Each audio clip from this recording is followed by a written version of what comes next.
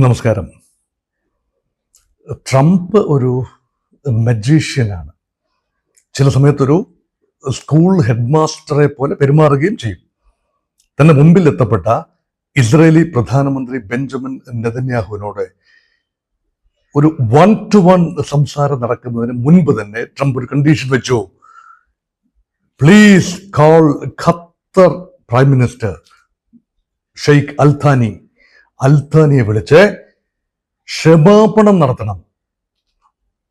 9-ാം തീയതി, ഈ മാസം 9-ാം തീയതി, സെപ്റ്റംബർ 9-ന് ഖത്തറിലെ ഹമാസിന്റെ ബേസുകളിൽ ഇസ്രായേൽ നടത്തിയ വളരെ അൺസെറിമോണിയസ് അറ്റാക്ക്.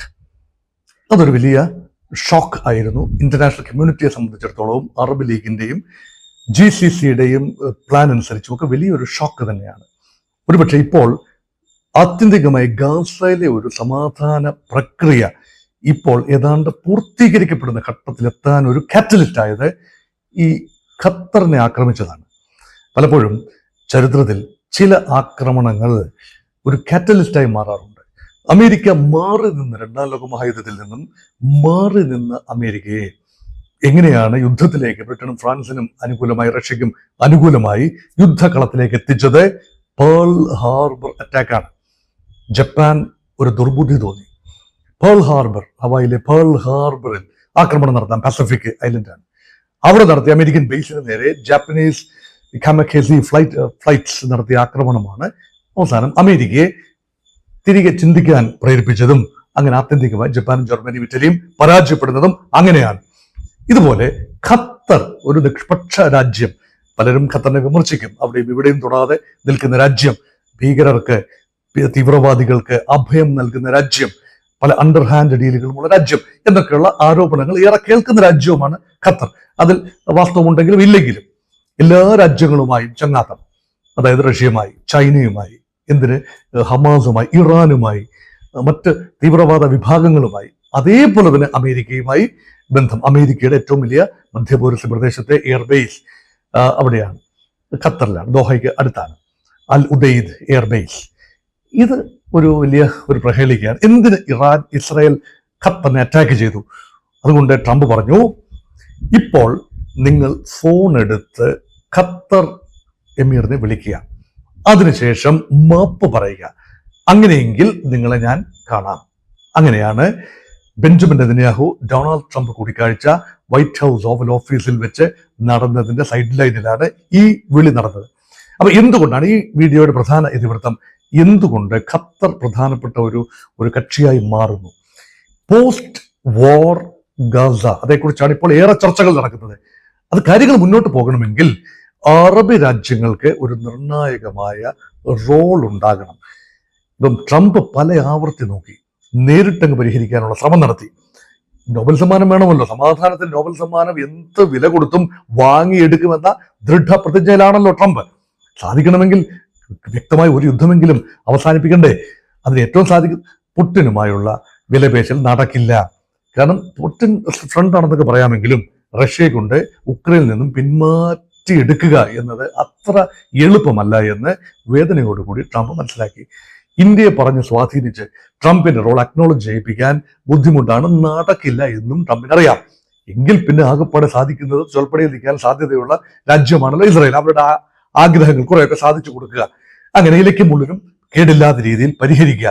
പക്ഷെ ഖത്തർ ഇല്ല എങ്കിൽ അറബ് രാജ്യങ്ങൾക്ക് നേരിട്ട് ഈ തീവ്രവാദ വിഭാഗങ്ങളുമായി അല്ലെങ്കിൽ സമാന്തര നോൺ സ്റ്റേറ്റ് ആക്ടേഴ്സുമായി സംസാരിക്കാൻ ബുദ്ധിമുട്ടുണ്ടാകും. അതുകൊണ്ടാണ് ഖത്തറിനോട് ക്ഷമാപണം നടത്തുക. അപ്പോൾ ഖത്തർ ഇപ്പോൾ തൽക്കാലം സമാധാന പ്രക്രിയയിൽ നിന്നും പിന്മാറി നിൽക്കുകയാണ്. ഒരിക്കൽ കൂടി സമാധാന പ്രക്രിയയിലേക്ക് ഖത്തർ വരേണ്ടത് അമേരിക്കയുടെ ആവശ്യമാണ്, ഇസ്രായേലിന്റെ അല്ല, അമേരിക്കയുടെ ആവശ്യമാണ്. അതുകൊണ്ടൊരു റോൾ ഖത്തറിന് കൊടുക്കുകയാണ്. GCCക്ക്, അറബി ലോകം എന്ന് പറയുമ്പോഴും നോർത്ത് ആഫ്രിക്കയിലെ അറബി ലോകമല്ല, മറിച്ച് GCC is what Donald Trump has in mind. അതിലെ പ്രധാന രാജ്യങ്ങൾ സൗദി അറേബ്യ, ഖത്തർ, അതുപോലെ ഈ മറ്റ് പെർഷ്യൻ ഗൾഫ് മേഖലയിലെ ഗൾഫ് കോർപ്പറേഷൻ കൗൺസിൽ അതിലെ രാജ്യങ്ങളാണ്. UAE, അതുപോലെ ബഹ്റൈൻ, ഇങ്ങനെയൊക്കെയുള്ള രാജ്യങ്ങൾ. ഈ രാജ്യങ്ങളെല്ലാം തന്നെ അമേരിക്കയുടെ സുഹൃത്ത് വലയത്തിലുള്ള രാജ്യങ്ങളാണ്. അവിടെ എല്ലാം തന്നെ അമേരിക്കയുടെ സൈനിക വ്യോമ താവളങ്ങളുണ്ട്. ആ താവളങ്ങൾ പ്രശ്നമുണ്ടെങ്കിൽ മാത്രമേ താവളങ്ങൾക്ക് സാങ്കത്യമുള്ളൂ.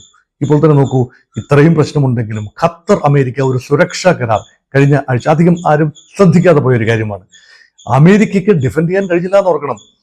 നോക്കൂ, ഇറാന്റെ ആക്രമണം ഉണ്ടായി അമേരിക്കൻ ബേസിനെതിരെ ഖത്തറിൽ, ദോഹയിൽ.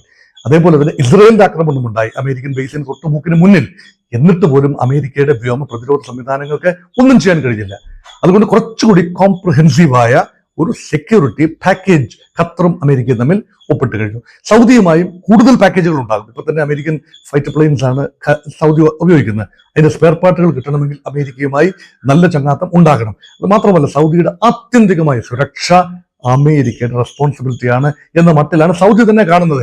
അതോടൊപ്പം തന്നെ ചേർത്ത് വായിക്കേണ്ടതാണ് ഈ എല്ലാ സൗദി ഉൾപ്പെടെയുള്ള UAE ഉൾപ്പെടെയുള്ള എല്ലാ GCC രാജ്യങ്ങളുടെയും സമ്പത്തിന്റെ, അതായത് പേഴ്സണൽ ആസ്തികളുടെ, അവരുടെ ഭരണാധികാരികളുടെ ഒക്കെ ആസ്തികളുടെ നല്ല പങ്കും നിക്ഷേപിച്ചിരിക്കുന്നത് അമേരിക്കയിലാണ് എന്ന മഹാസത്യം അവർ പുറമെ പറയാറില്ല എങ്കിലും അത് വേറിട്ട് കാണണം. അതുകൊണ്ടാണ് അമേരിക്കയെ പിണക്കാനാവില്ല, ഇത് അമേരിക്കയ്ക്കും അറിയാം.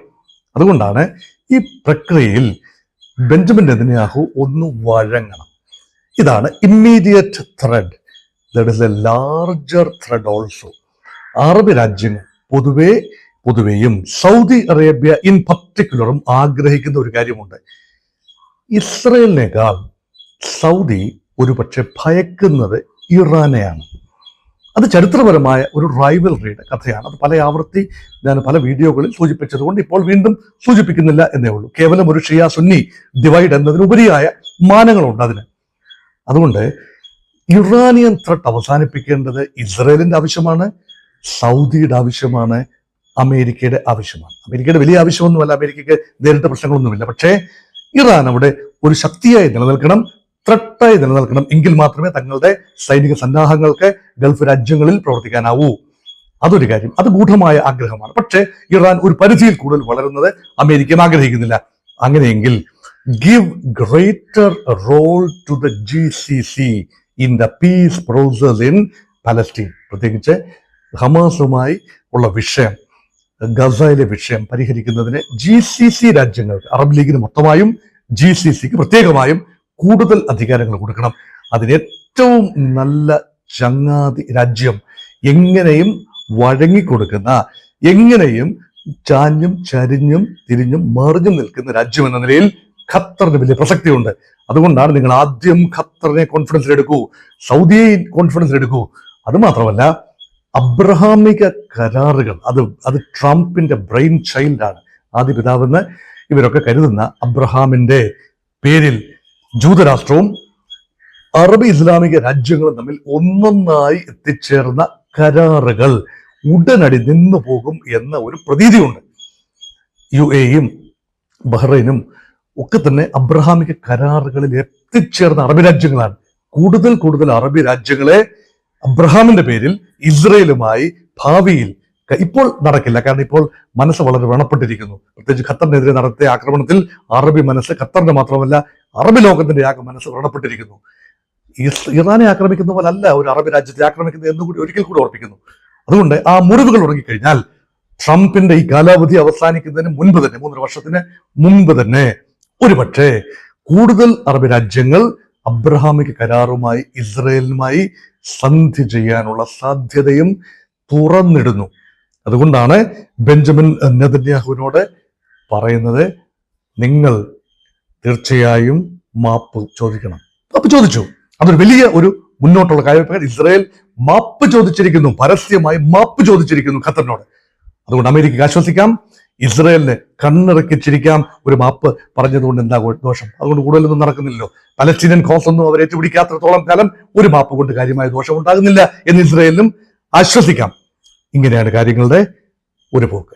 അതുകൊണ്ട് ശുഭോദർക്കമായ ഒരു കാര്യം തന്നെയാണ് ഇസ്രയേലിന്റെ മാപ്പ് എന്ന് ഒരിക്കൽ കൂടി ഓർമ്മിപ്പിച്ചുകൊണ്ട് പശ്ചിമേഷ്യയിൽ സമാധാനത്തിന്റെ വെള്ളരിപ്രാവുകൾ പറക്കുന്നത് നമ്മളെല്ലാവരും കാണാൻ ആഗ്രഹിക്കുന്നു എന്ന മഹാസത്യം അവശേഷിപ്പിച്ചുകൊണ്ട് നിർത്തട്ടെ.